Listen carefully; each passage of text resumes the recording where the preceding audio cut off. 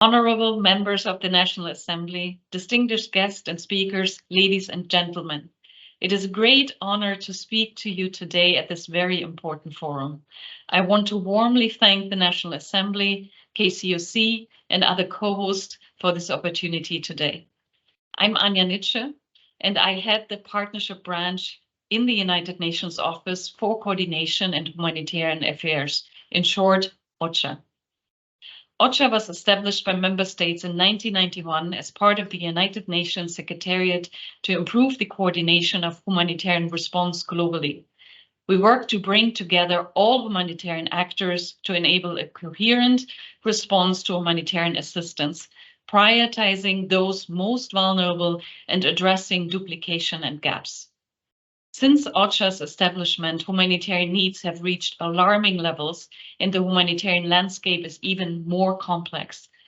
The need for coordination to respond to these challenges has never been as needed as today. The world is facing the largest food crisis in modern history.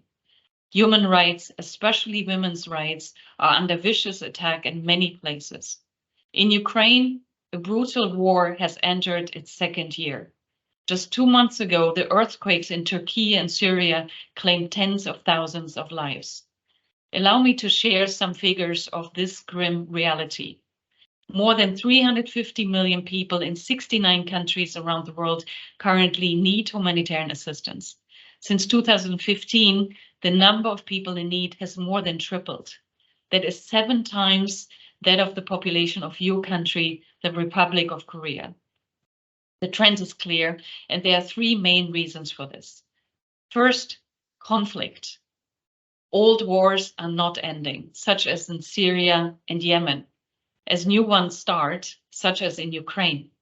Second, the climate emergency is hitting the most vulnerable people worst, such as the drought in the Horn of Africa and flooding in Nigeria and Pakistan.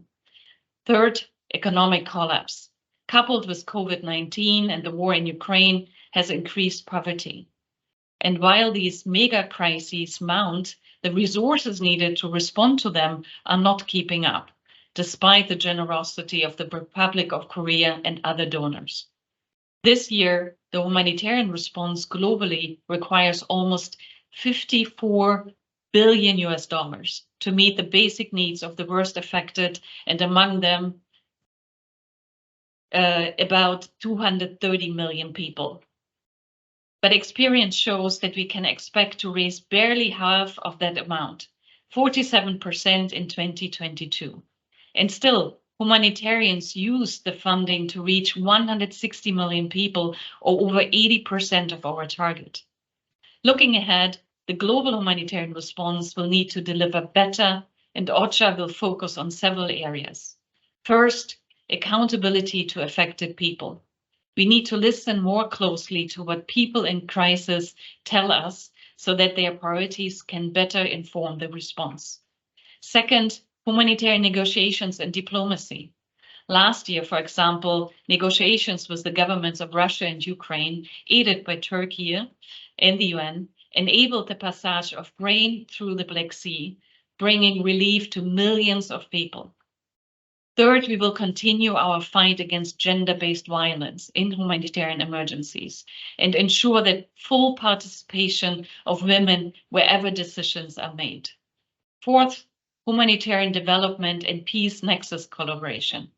Our response needs to reduce underlying vulnerabilities and promote self-sufficiency and dignity of affected people. Fifth, we will continue to mobilize humanitarian financing by diversifying the donor base, including with the private sector, and maximizing the efficiency and effectiveness of funding.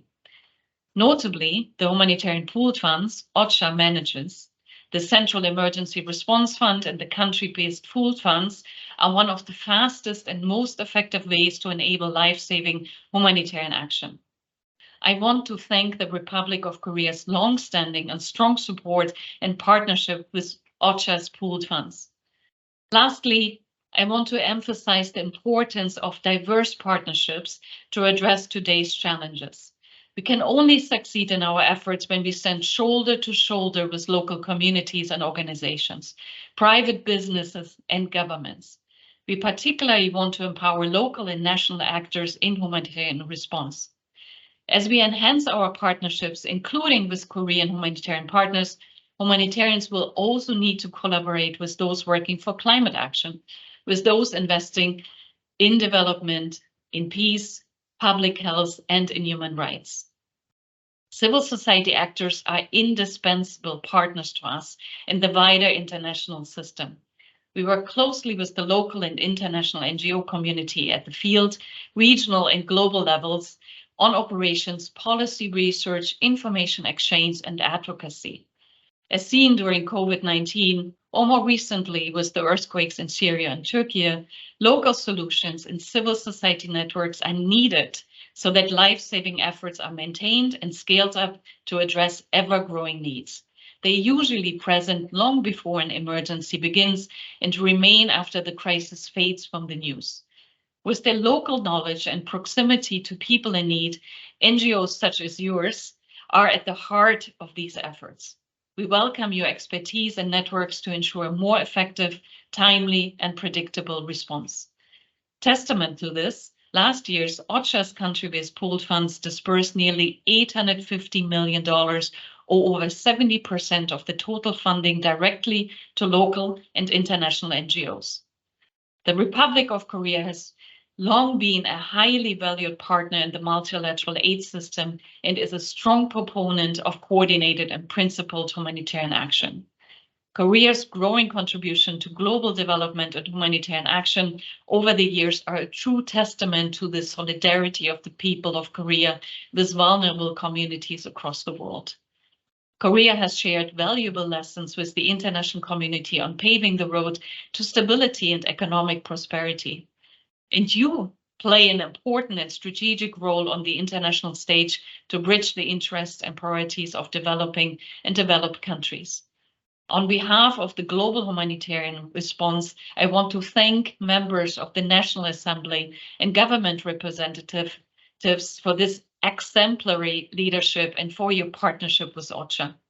I also sincerely appreciate the links that we have developed with the Korean NGO community through KCOC since 2011. We look forward to further enhancing these partnerships in the year to come and in the years to come. We also hope to continue the engagement with the Korean government to enhance avenues for Korean NGOs to share their experience and knowledge with the international aid system and engage in humanitarian operations globally. I thank you again for your attention, and I wish you a very constructive discussion today.